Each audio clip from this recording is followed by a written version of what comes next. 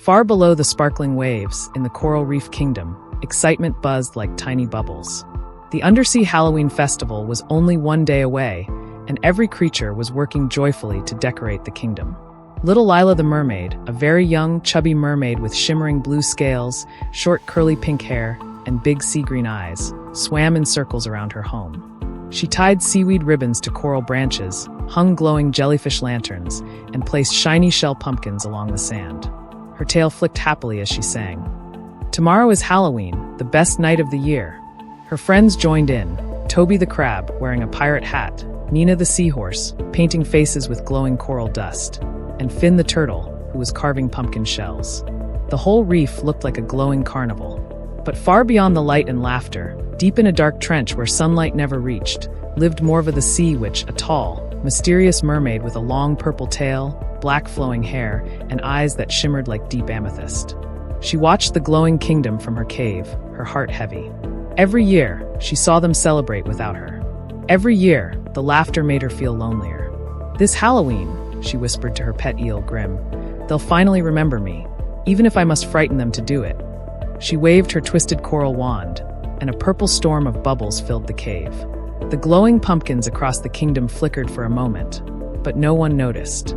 The next morning, Lila tried on her new costume, a beautiful fairy mermaid outfit with tiny pearl wings and glowing shells. She twirled before her mirror made of polished coral and giggled. I can't wait to show everyone. At the town square, music played from singing clams and dancing shrimps. The mermaids swam in sparkling costumes, ghosts, witches, sea knights, even one dressed as a candy coral stick. Lila laughed and joined them, twirling her glowing wings. Suddenly, everything went dark. The jellyfish lights dimmed. The glowing pumpkins turned cold and black. The music stopped. Everyone gasped. Only Lila's pearl wings still glowed faintly. What's happening? Nina cried. It's the Sea Witch, Toby whispered in fear. A swirl of dark purple smoke appeared. The water shimmered as Mira the Sea Witch emerged, her eyes glowing. So much light, so much joy, and not even a single invitation for me? She said softly, her voice echoing through the sea. Lila looked at her, not with fear, but with curiosity. You wanted to come? Mira frowned. I wanted to be seen, she said. Every year, I watch from the dark while you all laugh without me. The mermaids hid behind coral walls, but Lila swam closer. You don't need to scare us, Mira. You can join us instead. Mira's eyes softened for a moment, but then she looked away. No one wants a witch at their party. Lila smiled gently. I do.